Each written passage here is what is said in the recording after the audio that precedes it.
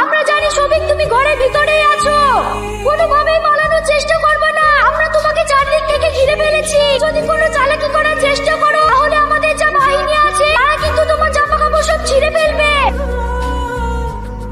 আমি তোমাদের কাছে হ্যালেন্ডার হচ্ছি, কিন্তু দয়া করে তোমরা আমাকে একটা কথা বললো, আমি যে কিনা আছি এই কথা তোমাদেরকে কে বলেছে? কেন আমার বন্ধু?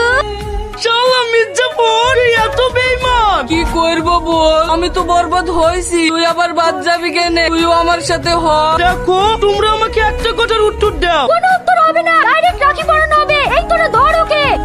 ঠিক আছে, উত্তর দিতে হবে না, আমাকে একটু কথা বলার সুযোগ দাও। ঠিক আছে বলো। দেখো এই যে তোমরা আমাকে রাখি পরানোর লেগে ব্যস্ত হয়ে গেছো, ধরো একদিন তোমার আব্বা আর আমার আব্বা আমাদের দুজনের বিয়ে ঠিক করলো। কি? না হবে বলছেন, হইতেও তো পারে তখন এই রাখি পরানো ভাইটাকে আমি বলে মেনে নিতে পারবা তো? আহ!